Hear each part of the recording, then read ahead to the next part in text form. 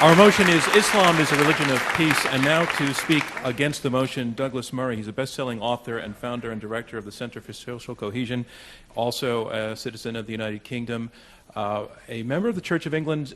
Until recently, you said that your study of the Quran, you said this in print, made you an atheist. That's right. I said Muhammad made me an atheist. The publisher said at the time, that's a pretty provocative headline. I said, well, get somebody to do the next one. She said, I could find a Catholic who could say Muhammad made me a Catholic. I said, how about trying to make it a three-part article and get a third one, somebody saying Muhammad made me a Jew? And that one would be the trouble. Douglas Murray, ladies and gentlemen.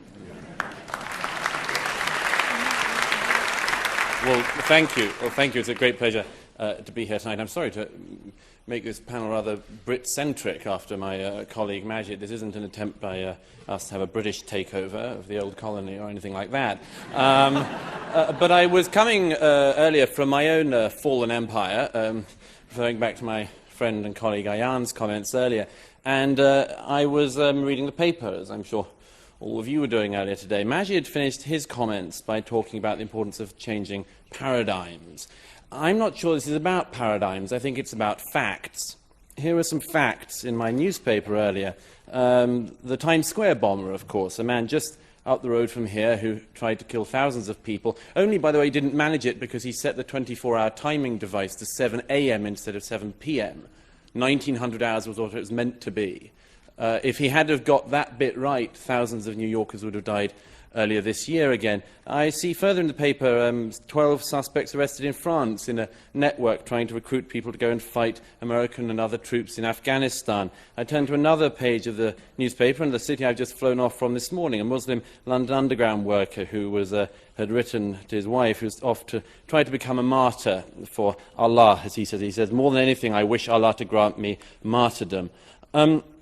Ladies and gentlemen, we have to look at facts. We should also just quickly, if I may, refer something to the wording of tonight's debate. Ayan's already mentioned this, but I mean, let me put it this way. You're I'm sure, a liberal-minded New York audience, or at least I hope you are.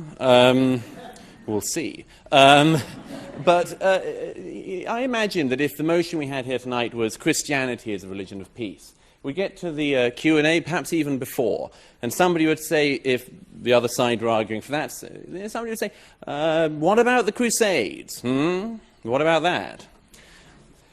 And then there'd be some other clever clogs who'd say, what about that Florida pastor the other week? That was a nasty business. That's Christianity for you.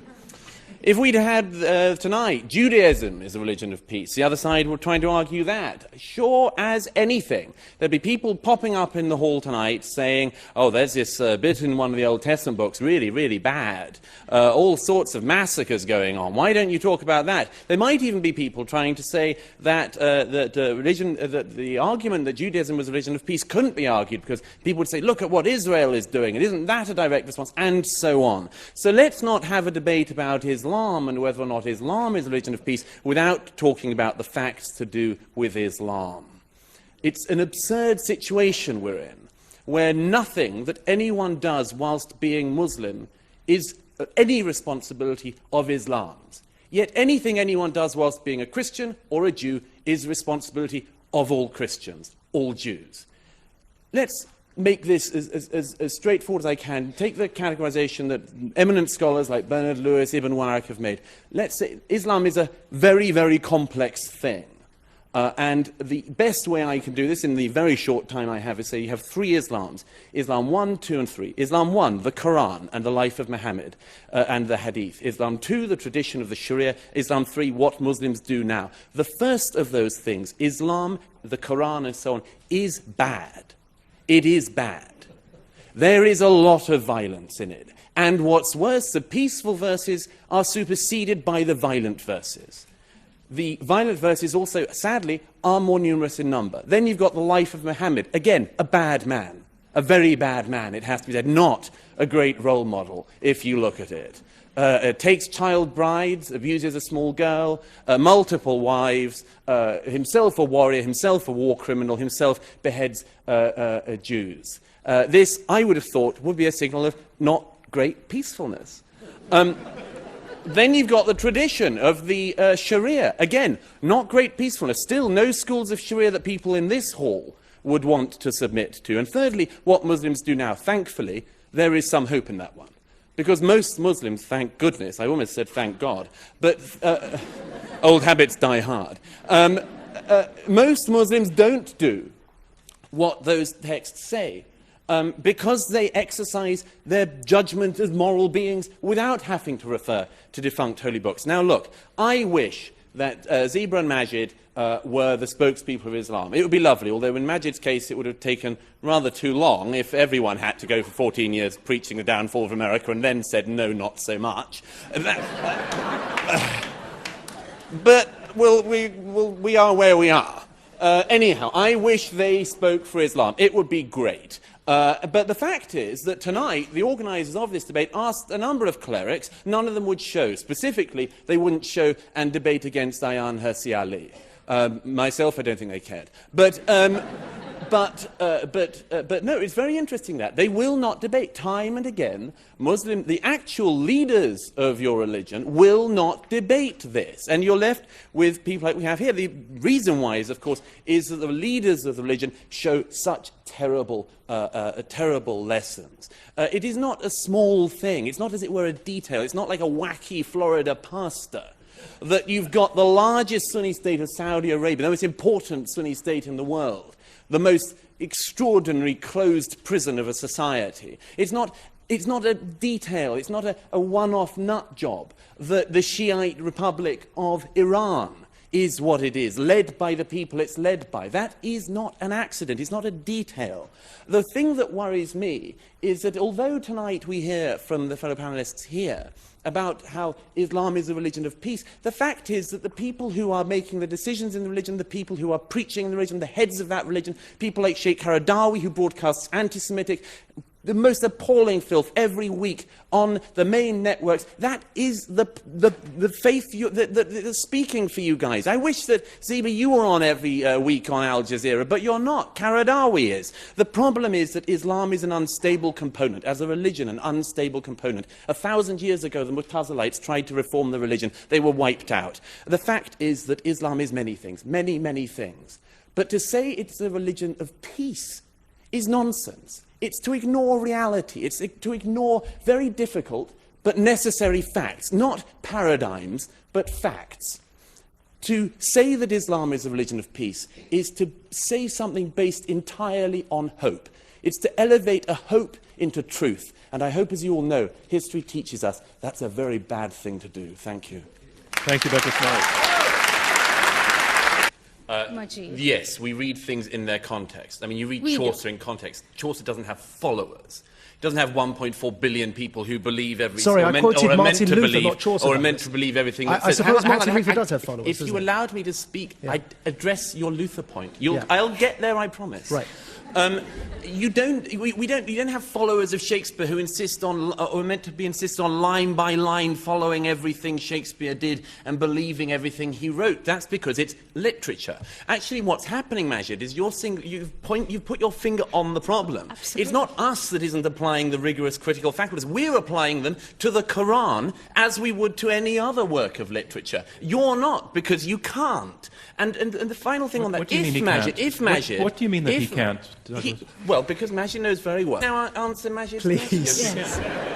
And then I want to bring in Zeba. If there were currently Lutheran, there are Lutherans around. You meet them occasionally in Scandinavia and so on. Very nice, very nice it is. And peaceable guys they are by and large. If, however, there was a large proportion of Lutherans somewhere in Scandinavia that started blowing up non-Lutherans, or no, sorry, let's be absolutely right, started massacring peasants.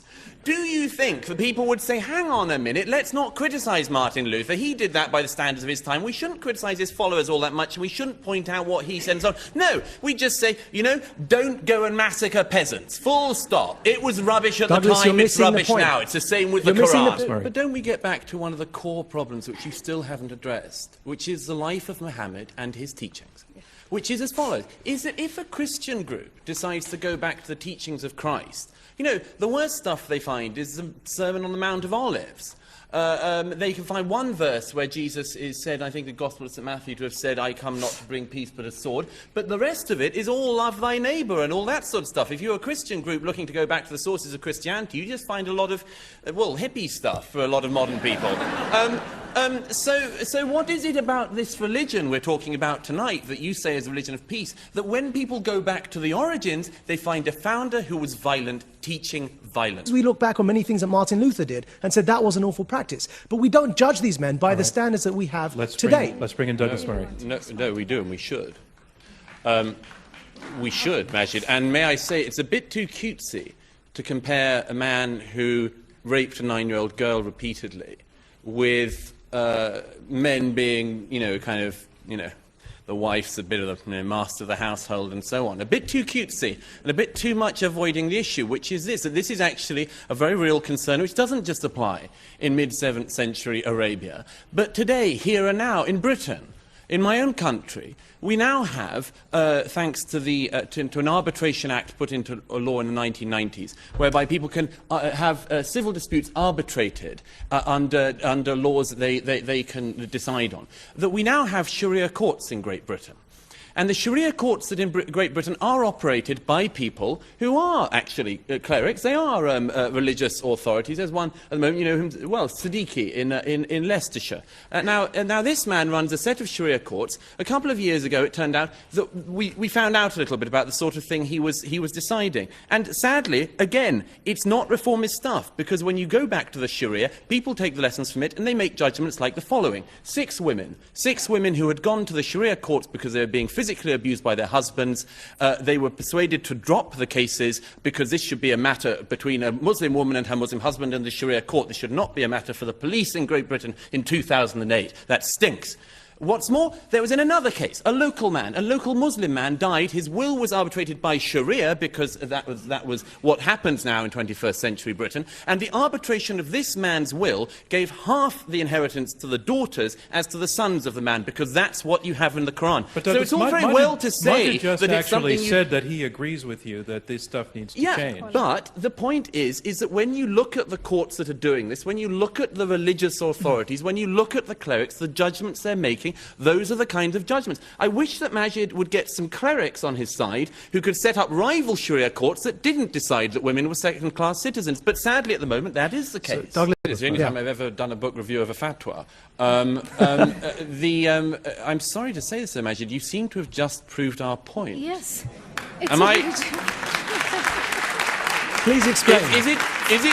I mean, I'm very grateful. It's a very important and very interesting question, why more people don't stand up. I much admire Al-Qadri for that fatwa, as I have other people who have stood up. But the number of times I've spoken to clerics behind closed doors and so on, and you say, why aren't you saying anything? They say, because if I do speak up, I'll be killed. Well, I address you again, ladies and gentlemen, to the motion. No, but hold on. I'm sorry. Right, hang on.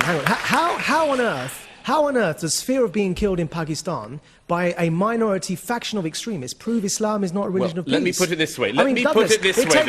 No, sorry, I've got to... Because really, what you've just said is really quite absurd, and I've got to clarify. It takes one person to kill all of us here. One person in a suicide bombing. Now, if we were scared of saying what we're saying now because of that one person, it doesn't mean all of us love war and hate peace in any way whatsoever. It means we all fear that one person who could walk through that door with a suicide bomb jacket strapped to his chest. If we were That's discussing argument, Quakerism here tonight, does anyone think that when a Quaker said, I'm quite fearful about speaking up against certain things in my faith, come on, this only happens with Islam. There is no other major faith in the world today where it is the case that people are fearful of addressing religion because they're afraid they'll be killed. It's only Islam, and we're saying there's a reason. I'm afraid of being killed by a... Douglas. That is an important one. Ayan and I, and people who make some of the points we make, are often accused of taking bits of the Quran out of context. I think you've just seen a very good example of it from the other side. I'm not saying that that isn't a good verse to live one's life by.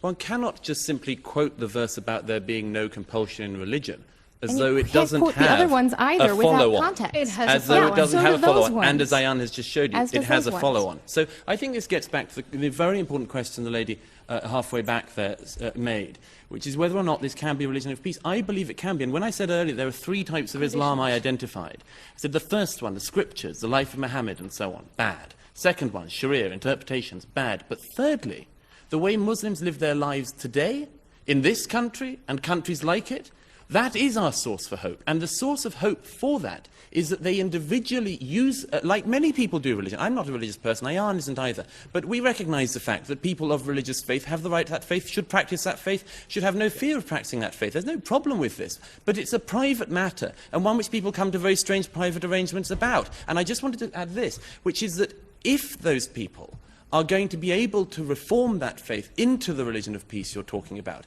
then yes, we would be the first people to encourage them. But if we're going to have that debate, as I hope we've shown tonight, it has to start with honesty. Let's do one more round of questions. It has to start with frankness. We have, Donna, do we have... Douglas Murray. I do have to. This is a very, very complex one, but this has to be said. Majid's just given the comparison with the Founding Fathers, and there has to be some clarity about this. Yeah. This country rightly reveres your Founding Fathers, but you don't think that their word was immutable or unchangeable. Yeah. You don't believe, I don't think that anyone in this room who criticised Mr. Jefferson now here tonight will be declared an anti-American apostate who can be fit for slaughter. The problem that our opponents have to address, this, is that in a religion which is based on the idea that the Quran was dictated direct by God to Muhammad, and that therefore if you are criticizing the Quran or throwing out bits or pulling it apart, like most Christians and Jews have come to that stage, but pretty much you pick a mix with your holy scriptures, and it's quite a good, humane way around it. But with Islam, if this is the revealed word of God, revealed, it has to be said, as it was shown again earlier tonight, in a particularly obscure and unreadable dialect, which, if it was meant to be understood by the whole of the world, it's a bad place to start. If this were the case, then, as I say, we come back to this problem. The Founding Fathers said many great things and did some bad things, but you are not committed as Americans not to criticize the bad things they did, and this is a problem our opponents are going to have to address. And that, thank you very much. Our motion is Islam is a religion of peace, and here to summarize his position against the motion, Douglas Murray, best-selling author, founder, and director of the Center for Social Cohesion. Thank you. Well, thank you for a very enlightening, I think, debate tonight. I think we, on this side, made it very clear that we don't think there's a fight between Islam and the West, or Islam and civilization, or anything else like that. We've made a very clear set of points tonight.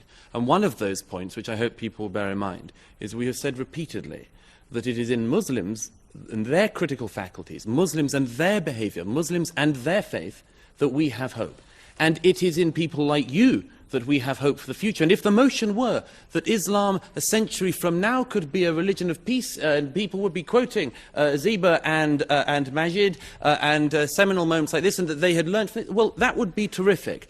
But at the moment, tonight, you're being asked to vote on whether Islam is now a religion of peace. Is Islam a religion of peace? I think it is very clear that it is not. This does not mean, of course it doesn't mean, that Muslims are all violent. We would never make that point. We never have made that point. Nor does it mean that there isn't hope in the future. Nor does it mean that we have to have continual clashes till the end of time. But it means we have to start by being honest. We have to be frank about what we see in Islamic history, in Islamic conquests, and in Islamic scripts. We have to be frank about that. In societies which Islam dominated, conquered, and subdued the peoples in the Middle Ages, people who were not Muslims were sometimes allowed to remain in those societies, but they were allowed to do so only by having second-class status, dhimmi status. I would ask you tonight, ladies and gentlemen, not to be dhimmis, not to have second-class status, not to vote for things because you think it's polite or because you think you have to say them, but because you think they're true. On that basis, the idea you could vote for the motion tonight is absurd. Islam is palpably, demonstrably, evidently not a religion of peace. Vote against this motion. Thank you. Thank you.